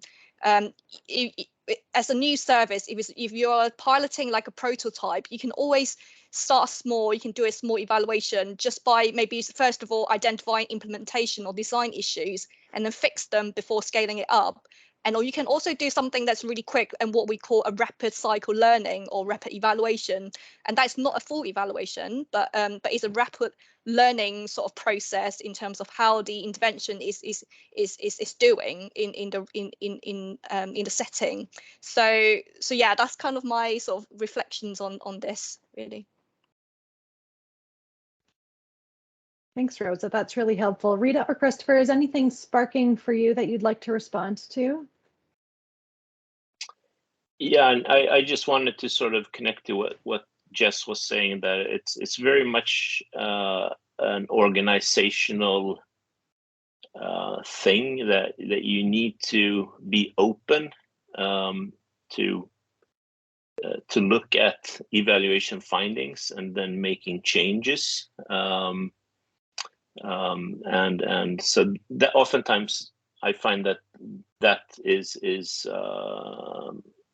possibly one of the larger challenges with evaluation, to get it into the organizational culture so that you actually do evaluate and you're ready to change when you have interesting findings. Yeah, it seems like the culture shift is a huge piece of the puzzle, but so that audience members also have sort of actionable tools and processes to work with. Rita, do you have any thoughts or examples of processes that you would use to stay on top of evaluation findings and actively be integrating those into the work that you're doing? Do you have a rhythm or a process around that? Or if not Rita, anyone else on our panel? No, not yet, unfortunately. I know obviously we do evaluation all the time because our funder wants us to do it. So I didn't introduce myself properly in the beginning. Sorry for that. So I work for a Finnish NGO called Finnish Association for Substance Abuse Prevention, and I'm the head of the gambling harm prevention there. And I also have background in social history. So I have a PhD from social history. But yeah, if I may add something, so I agree with all of what you said, but I find it kind of interesting to think about what happens if we do these evaluations, and they give us that kind of information that doesn't fit the current political paradigm or ideology or whatever. So that what happens if we know what we should do, but then we are not able to do it because of the politicians or decision makers or whoever kind of oppose it. So that is one of the things that might actually happen. I'm not saying that it's happening right now here in Finland, but it might happen. So that is one of the complex questions that I've been thinking about in my head. The same applies obviously to research results.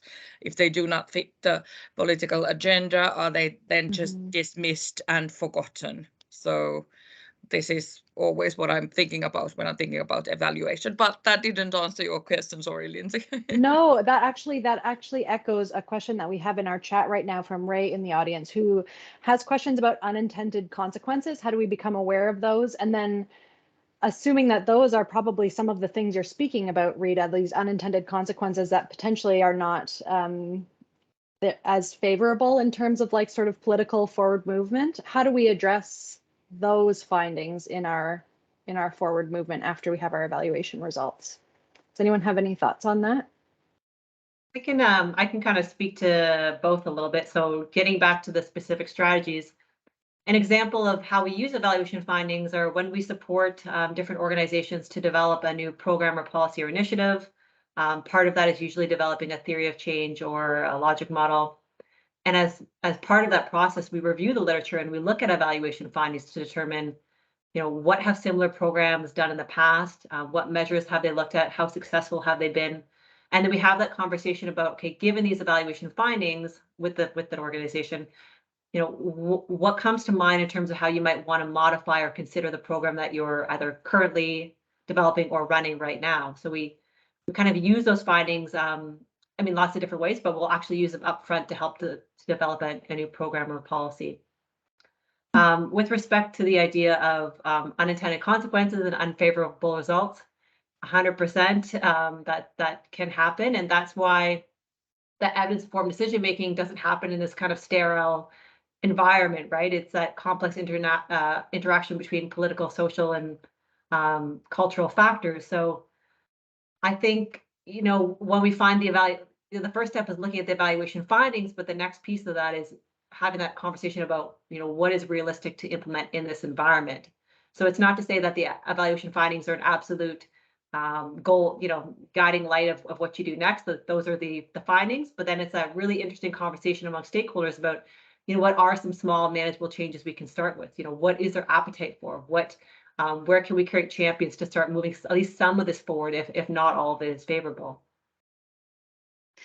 And Liz here, I would maybe add to that, public education can become a focus in that particular context, because if you need to move the needle and it's going to have to take maybe a bit of political will, You know, while you can continue to advocate through existing institutional channels, etc., public education can be a strong motivator, or public will, and public education is a big part of that. Thanks. I see a hand raise from Ray in our audience, so maybe we'll give him a moment to elaborate on his question. Ray, feel free to unmute yourself and join the party. I'm trying. Thank you so much. First, I used to be responsible gaming director in FDJ, which is the French National Lottery. And now I'm a volunteer in some NGO that deal with minimizing harm from gambling. So anyway, I wanted to give you an example of an unexpected consequence in something we did when I was in FDJ. We had a problem with one of our games, which was sort of a fast keno for the people from Canada.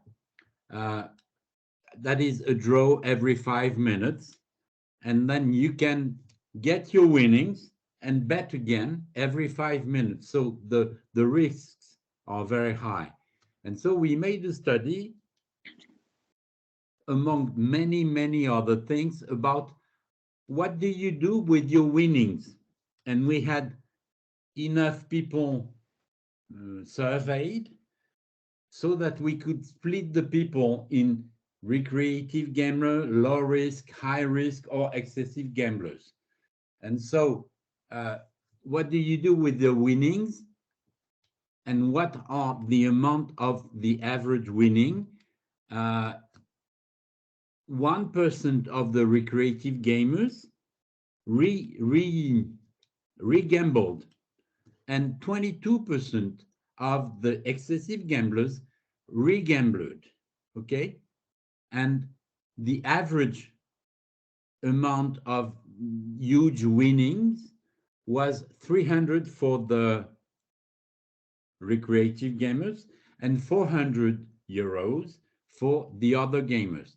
And at that time, if you won less than 500, you can be paid with cash immediately.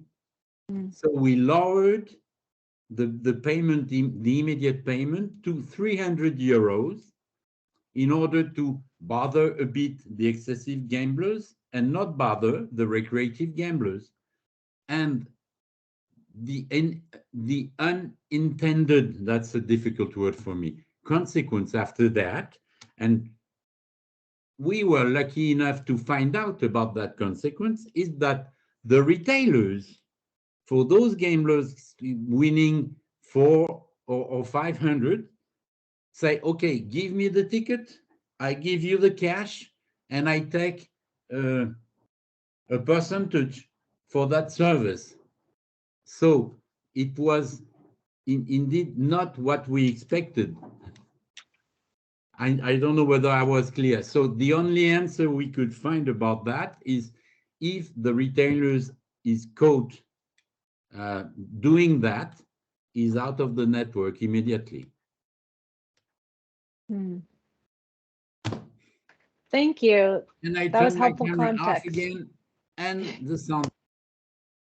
Thank you very much, Ray. I'm mindful of the time. I know that people are going to have to leave at 5, and I would like to pitch one final question, particularly given the members on our panel who work in sort of a supporting role in terms of supporting evaluation for other organizations. I think it's important that we explore together how can we work together at a system level to ensure evaluation findings are accessed and used across organizations and jurisdictions. We know our work in safer gambling is so interrelated across jurisdictions and across organizations. So how can we make sure we're aware of the work we are doing? We're using each other's insights that are being gleaned through our evaluation work. What kind of structures or processes can we use to be efficient in this way? Rita, I'm wondering if you have any thoughts on that. Well, I'm the one nowadays who is ordering these evaluations. We don't do them ourselves that much, but no, not at the moment. Please give someone else the floor. Yeah, no problem. I have some thoughts, possibly, or Sure. I do have some thoughts. So I think one thing is that we are mindful of where we turn to for this information. I think for a long time there's been sort of a very hard line across the Atlantic that what happens in North America is extremely specific to the culture and the prerequisites in the gambling business in North America, and Europe is completely different. And similarly in Europe, for a long time, it's been sort of what happens in Southern Europe. You can't compare that to what happens in Northern Europe. And I think most of the evaluations we do sort of tend to show that that's just not true. There's more things that are similar and common than differentiate us, both across the Atlantic and north and south of Europe. So I think trying to raise those, let's call them mental boundaries, and sharing our efforts across them is important. But I think that that also requires us to do in a way better evaluations, so that the basis for the evaluations are clear and easy to understand, so that you understand what it is that we are comparing, in fact.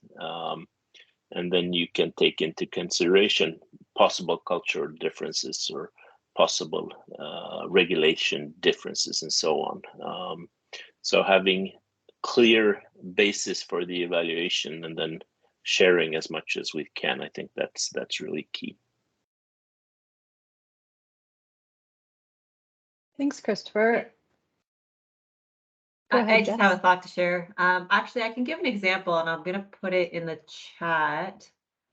As part of the UK national strategy to reduce gambling harms, Greo was kind of contracted to support the evaluation enabler of that program. And so the website I'm putting in the link right in the chat right there is actually a link to our evaluation capacity building program in Great Britain. So you'll see that there's a lot of evaluation resources. And then there's actually examples of safer gambling evaluations that we've curated. A lot of them are, Great Britain or UK specific, but we do have a lot of them internationally. So part of what we're doing in that backbone support is trying to have a place to bring all these different resources together so that people can access them and reflect on them. So if you haven't had a chance to check that out, I would encourage you to, but also think about how this kind of model of having that backbone organization or backbone support that brings things together in a really coherent way so that stakeholders know where to get information and can work together, how that might apply in the European context more broadly. Thanks, Jess. That's very helpful. I think we could keep talking about this forever and ever. I hope that even just this single event where we all come together to have these discussions really starts to spark some intentional coming together, sharing our knowledge, and supporting each other to really do better evaluation work and use more sources of information as we continue to improve the important work that we do. I want to make sure we have time to appropriately and fully thank everyone who's been involved today. So we're going to leave the meeting open for a few more minutes after we wrap up. If anyone has any questions for some of our panelists, some can go. Whoever's there is welcome to stay and chat. But I want to take a moment to thank the European Gambling Harm Prevention Network, NatSen, Sustainable Interaction. All of you have been such a joy to work with to bring this together, and your insights and experience have added so much value today. And to all of you who are here today, thank you so much for taking the time to engage with all of us around this really important topic. I hope this is really just the beginning. And I imagine we all have a lot of new information to take away and think about, and I hope we continue this conversation going forward. Sophia has posted an evaluation in the chat. So please take a moment to fill that out now, or if you do not have the time in this exact moment, we'll do a follow-up with you over the next couple of days to make sure you have that as well. And that's really all from us. Thank you so much to everyone. If you do have a question specifically for someone and you have a few moments and they also happen to have a few moments, feel free to ask. So thank you, Lindsay. On behalf of our network, I want to cordially thank you, Greo. These people are great to work with. They are so professional. So thank you, all of you. And now we have a few minutes, so let's kick off the after party. I personally have a dinner party starting at 6 p.m. Finnish time, so unfortunately my timetable is pretty tight. But yeah, if you have any questions or anything you would like to discuss, so please put on your camera and so we can see each other. So I'm wondering if any of you are attending the European Gambling Association conference in Oslo in September. I Yes. will be there. Oh, somebody is. Christopher, I am. Yes. Okay, great. So we will meet in person. That's lovely. Yeah. So I will be actually presenting our network there. So I have a presentation there about our network there. And I will be talking about, I will also have another presentation, but yeah. So what will you, Christopher, be talking about there? Do you know already? Yes, I've known it for 2 years now. The conference has been cancelled twice. So I'm sort of talking about, I think I need to evolve my presentation slightly, but I'm talking about our online treatment program and possibly together with a representative from GamCare in the UK as they use the tool as well. So some findings from their use of the program in the UK. So we definitely have to have lunch together or something like that. Yes, we should. Yeah, we should definitely. Yeah. What about all you others? Any other interesting conferences or workshops or whatever coming up in the future now that we've kind of gotten rid of the COVID-19? Yes, we are traveling across borders for the first time since COVID to present at the NAGRA conference in Maine in the US. Okay. Around sports betting and harms and regulatory levers to address that. So we're really looking forward to that. Mm-hmm. If any of you happen to be in Maine, let us know, but I'm not so sure. There's Ulster. I've never been to Maine. I'd love to go there. It's supposed to be join really us. beautiful. Yeah.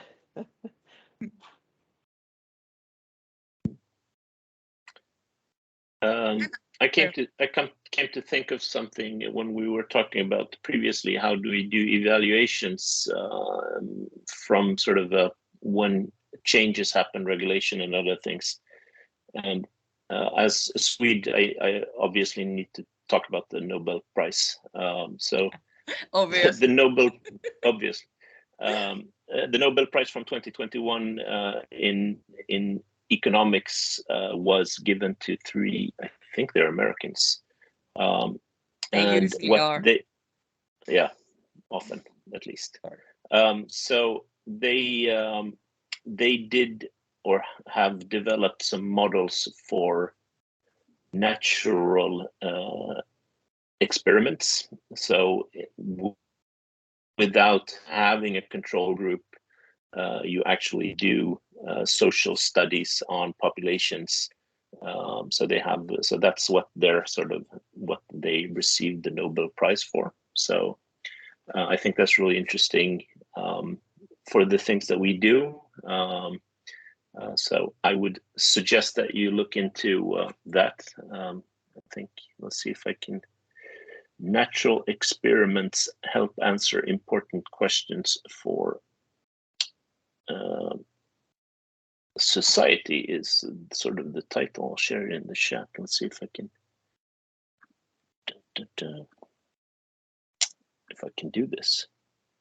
So we've been actually thinking about COVID-19 and the shutdown of our slot machines as a natural experiment, because it kind of happened, and then we were able to see what happened when our slot machines, which are placed in grocery stores and so on, were closed. So that was kind of interesting. So in Finnish, we've talked about it as